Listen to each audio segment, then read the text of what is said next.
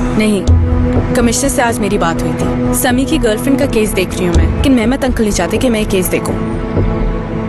मेहमत uncle भी चाहते हैं कि उनकी खलील से जान छूट जाए। तुम भी ये बात जानते हो, इसी वजह से तुमने खलील को फोन नहीं किया। हाँ, यूं ही है। सच बता रही हूँ तुम्हें। जो कुछ हुआ है वो मेहमत अंकल की वजह से नहीं, खलील की वजह से हुआ है। तब मुझे मालूम होता कि वो वहां था तो मैं वहीं मार देता उसको। अल्लाह, मुझे तो अफसोस हो रहा है अब।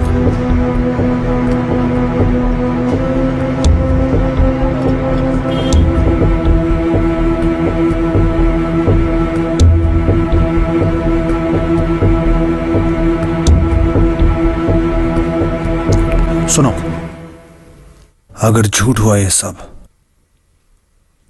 तो तुम्हें मार दूंगा। उनसे पहले याद रखना। मैं झूठ नहीं बोल रही, हम दोनों का दुश्मन एक है।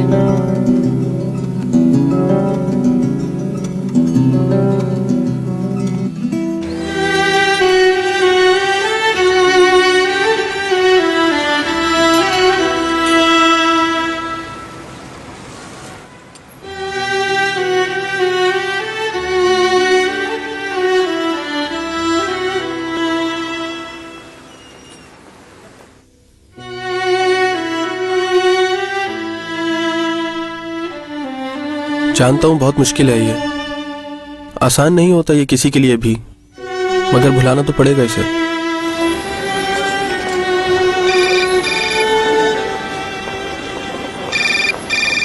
हेलो, तुम लोग कहाँ हो कादिर? बैठे हुए यूं ही एक जगह। आप लोग परेशान मत हो। चलो ठीक है। ठीक है, मनाइल को भी बता देना। कोई परेशानी की बात नहीं है, वो थोड़ी देर में आ जाएंगे। मेरा सामना करने की हिम्मत नहीं है, इसीलिए अभी तक नहीं पहुंचा।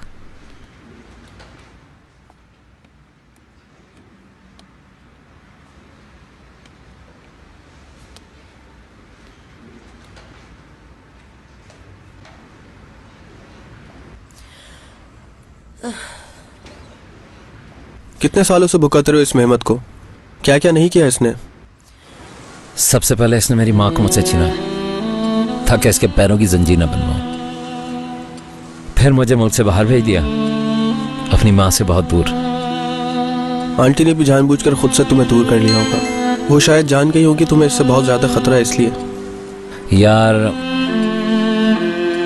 ऐसी बहुत सी बातें जो मालूम करनी है, पर मैं डरता हूँ पता नहीं क्या कुछ पता चल जाए।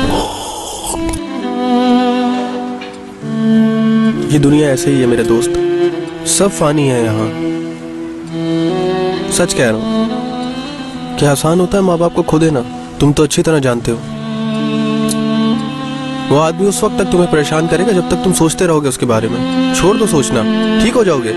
बाप कहता है तो कहता रहने दो उसे। अब क्या फायदा, जो होना था हो गया। अपने आप को माफ कराने का बस बहाना ढूंढ रहा है वो। जमीर का अजाब झेल रहा है अपने गुनाहों का सोचकर, जैसे मैं झेल रहा हूं। बगैर सोचे समझे पहले बाबा का और फिर मुस्तफा का आलायकार बना रहा। मुझे भी माफ नहीं कर सकती मनाइल। कितनी तकलीफ पहुंचाई मैंने उसे, क्या नहीं किया उसके साथ। कौन बहन के साथ ऐसा करता है? शादी के वक्त उससे मैंने माफी मांगी और उसने मुझे माफ कर दिया, मगर क्या फायदा? मुझे पता है मैं माफी के काबिल नहीं।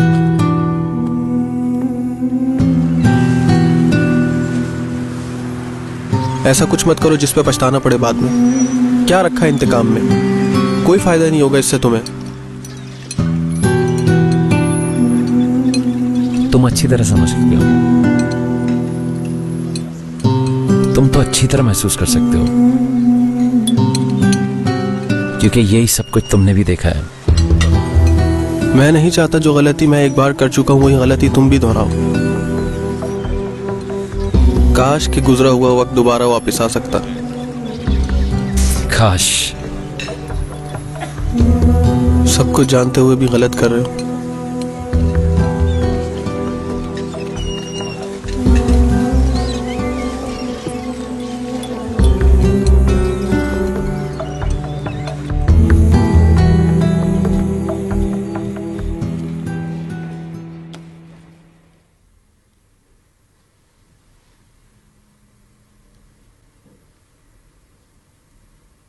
वैसे क्यों नफरत करती हो खलील से? मनाइल से जलती हो ना? मनाइल से जान छुड़ाने के लिए तुमने फोन किया था ना,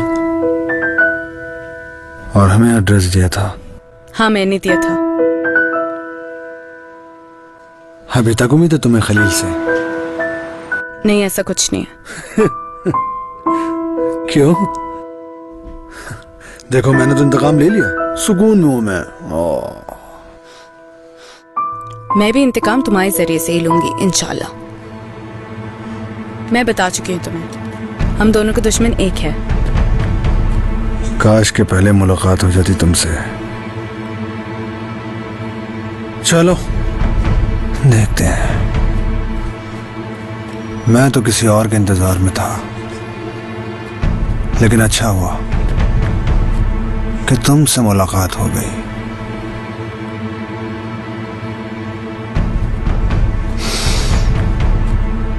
डर क्यों रही हो? चलो ये लो फोन, मेहमद आतिश को बुलाओ जल्दी।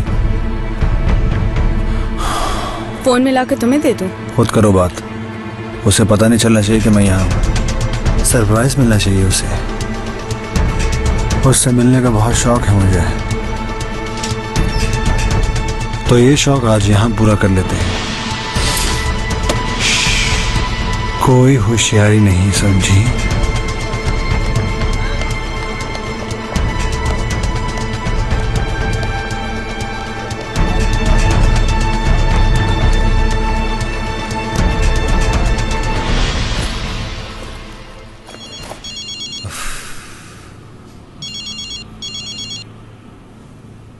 हाँ बोलो जनाब। Good morning. आप कैसे हैं अंकल? तुम सो रही हो या तुम्हारी तबीयत खराब है जो तुम मुझे दोबारा गुड मॉर्निंग कह रही हो? नहीं, सो नहीं रही मैं, और ना ही मेरी तबीयत खराब है। तो फिर मुझसे इस तरह से क्यों बात कर रही हो? मेहमद अंकल, आज मेरा ऑफिस आना मुश्किल है। मैं उस केस के बारे में स्टडी करना चाहती हूँ जिसके बारे में मैंने आपको बताया था। सारे डॉक्यूमेंट्स मेरे पास ही हैं अंकल। कौन सा केस जनाब, किसकी बात कर रही हो? क्या कोई तुम्हारे पास है? हाँ अंकल, बिल्कुल ठीक कह रहे हैं। बोलना मत। कौन? खलील के बारे में। ठीक है, मैं सुनने के लिए बहुत बेचैन हो रही हूँ। कौन सा केस? जी बिल्कुल, कल वाले केस की बात कर रही हूँ। क्या पुलिस ऑफिसर उमर